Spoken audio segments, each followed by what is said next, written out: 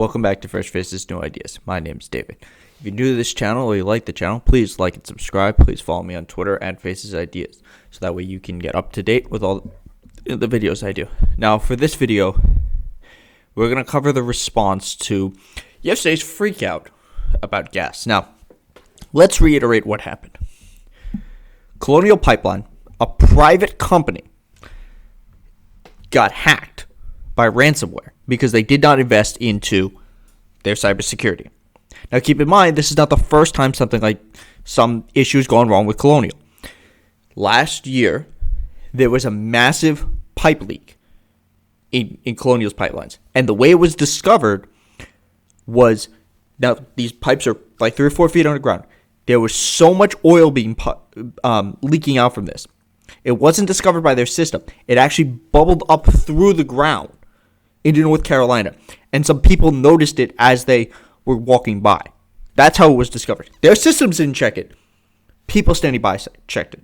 So if they can't figure out a oil leak that massive, they're definitely not going to be able to protect themselves from ransomware. So this affected like 47% of the country. It was like the whole eastern seaboard because of how much they produce this. This is a private company. Keep in mind this. So what then happened is people started freaking out about gas. This is very similar to when COVID started, and a whole bunch of people just bought out toilet paper. So this is what happened. People started freaking out about gas. Now, 2 things here. One, part of the gas stations running out of gas that happened was because people freaked out. 2, the response to it by the Republicans is not an effective way to deal with this because it didn't help anything anyway. So we're going to look at what some of the Republicans said, and then we're going to look at what I guess is going to happen next. So let's take a quick look at this. So first, this is gas in a trash bag. Do not do this. It will eat through the bag. Also, don't put it in an open bin. Just basic things like that. So part of the reason places ran out of gas is because people filled up their cars with things like this. If you fill up your car like this, other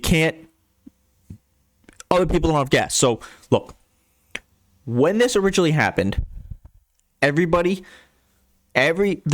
general consensus was there's going to be a small hike in price as they try to figure out how long this takes. The longer this goes on, the worse it's going to be. However, rules were relaxed on gas taxes. Rules were relaxed on the ability for certain trucks and stuff to carry the gas. Obviously, this would be slower than the actual pipeline, but they figured that, they would be okay for at least a little while. So this panic that set in and caused this gas shortage was literally because of panic. It was not because of this crippling infrastructure issue that we have to deal with. It was because of panic. Now, Republicans took this as a way to attack Biden. They called this the Biden energy crisis and attacked that. So we're going to look at Jim Jordan. We're going to look at Madison Cawthorn and Lauren Boebert. We're then going to look at what happened yesterday after these tweets came out, and then Madison Cawthorn and Lauren Boebert's response to that. So this is what's currently happening. What happened yesterday was things like this. In 4 months, we've gone from energy independence to lines to get gas. Now, keep in mind, there is no policy change that caused this. What happened here was a private company that is in charge of massive amounts of our energy sector did not put enough effort into protecting their actual cybersecurity because they spent too much money just on their profit. Because that's the whole point. This is what they say over and over again. So there's that. We saw that this is not a Biden issue. This is a capitalism issue. Then we have Lauren Boebert. You've got to wonder what else can easily be hacked in our country if it's so easy for foreign actors to hack into a pipeline that passes through 17 states. Now, this might be the single smartest thing she has ever said in her life. Because it is true. Because as we know, in 2016, the Russians got into every single state election They didn't change any of the votes, but they got access to the voter rolls in every single state.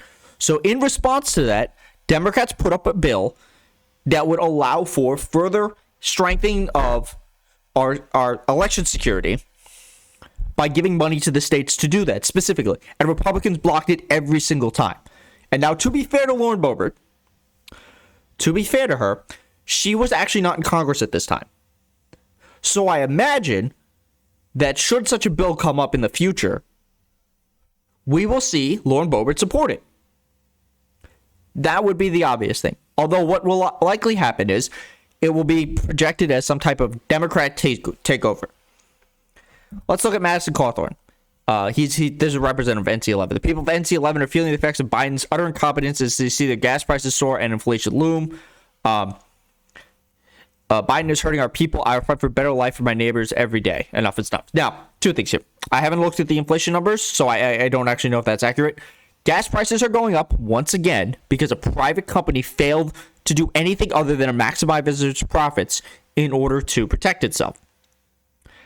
Now, as for fighting for a better life, it is worth mentioning Madison Cawthorn, like every single Republican, did not vote in favor of the COVID relief. So therefore, any person in NC11, if you received any COVID relief from the American Rescue Plan, your representative, Madison Cawthorn, did not want you to have it. He was one of the, I think it was 9 Republicans who tweeted out, "Oh, I secured, or I'm so happy to see that this X, Y, or Z got secured funding for this, whether it was a hospital, whether it was schools, whether it's for testing, things that came out of the bill." The problem is, he didn't want you to have it. So it's full of shit. Now, these were all earlier in the morning. Around 5:30, Colonial Pipeline says it's restarting on Wednesday. So that was yesterday. So it was down since Friday. And they said, look, we're initiating the restart of pipeline operations today at approximately 5 p.m. So yesterday they started. Following this restart, it takes several days for products delivery chains to return normal. Now, let's be clear. For the entirety of this day, the Republican Party was arguing that this is because of Joe Biden's policies. So if Joe Biden caused this, and I'm air quoting caused, because once again, it is worth mentioning that this was not caused by Joe Biden. This was caused by Colonial not protecting their cybersecurity. So in response to this, the answer should be tighter regulations to make sure that companies protect their cybersecurity if they are in charge of national interest energy grids. This is the same thing like PG&E. PG&E in California finds it more efficient to pay whatever the fines are when they burn down mass sections of California rather than put their lines underground. We just saw another thing. Ted Cruz, I forgot. Hold on, let me find this tweet.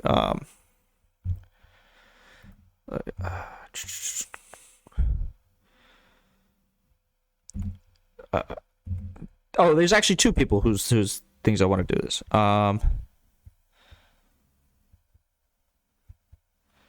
Okay. This is Ben Shapiro. So will Biden say he didn't want to end the dependence on fossil fuels? Joe Biden did say that. He hasn't actually implemented anything to make this happen because they would fight against this. Oh, and this is my favorite. Ted Cruz here. Gas outrage piles up while nearly a quarter of North Carolina gas stations run out of fuel. Ted Cruz responds, "Welcome to the Green New Deal." Now, let's be clear. Joe Biden's policy on the fossil fuels are basically Green New Deal light. They also have not happened yet. So, if you remember, a couple months ago, Texas froze. And they blamed the Green New Deal for that. The Green New Deal still hadn't passed. So, the thing that they keep scaring you about is the wrong thing. What is currently happening is capitalism is failing here in the sense that it's failing the people. The company did the right thing by a capitalistic standpoint. Their whole goal is to maximize profit, and that's what they did. So they maximized their profit, and they were also in charge of a massive section. So when they didn't do enough cybersecurity, it affected everyone else. So we would actually need regulations on them. Now let's see what some of these people have responded to today or after this. The Colonial Pipeline is back online. While we fill our cars with gas, the hackers line their pockets with ransom money. American infrastructure should not be stagecoached to held up gunpoint by foreign hackers. We need answers. That's right. It should not be. So, instead of, I don't know, holding hearings on this or negotiating to pass a massive infrastructure that will update the infrastructure of the entire country, Master Cawthorn went down to Florida. So this is all pretty words, but he's not going to do anything about this. Oh, and following is this. This is prior to the Colonial Pipeline coming back on. So President Biden and Colonial Pipeline. I think you're going to hear some good news within 24 hours. Now, this was one of the things Trump used to say all the time. Master Cawthorn's response is, according to Biden, good news means negotiating with terrorists and paying hackers $5 billion in ransom. Our nation has a strict policy to never negotiate with terrorists. This good news exemplifies the contrary. This action is un-American, not good news. Now, what he is doing here is gaslighting you, because he is actually correct that there was $5 million paid. The problem is he's not telling you who paid it. Colonial paid the $5 million. The U.S. didn't negotiate with these people. Colonial did, because they fucked up. So when a gas company like Colonial comes and asks for a handout in a couple of years because they had to do this $5 million, I hope you remember this. And finally, Lauren Boebert. With the gas prices, at least Antifa and BLM won't be able to afford to light everything on fire this summer. This is just race baiting. She's ridiculous. Look, the gas crisis is a problem in the sense that so much of our infrastructure is vulnerable because of one company's inability to protect itself. But what I'm looking forward to hearing in the next couple of days is for all of these Republicans who have said that Joe Biden's policies have created this problem, telling us that Joe Biden's policies fix this problem. Because if he was the problem that caused this, then he must have also been the solution. That's just how it works. It's the same thing. A perfect example of this was when the last time Donald Trump shut the government down, he did it because he wanted his border wall, because he got yelled at by people like Sean Hannity and Laura Ingraham. So he said, okay, I'm going to shut the government down for my border wall. And then he shut it down for 30 days. And then he never got the border wall. He's like, look, I'm reopening the government. I'm the hero. We've come to an agreement to reopen it. But he caused this problem. Joe Biden didn't cause this problem. But he's also not causing the solution, because the solution is not something he has control over. He's doing whatever the government can. The actual solution to this would be to regulate these companies and make sure that if you are so important to our infrastructure, your actual security is protected.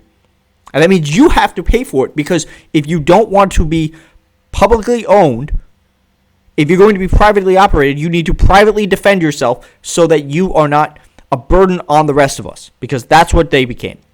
Now, please like and subscribe this video. Thank you very much for watching, and I will see you in the next one.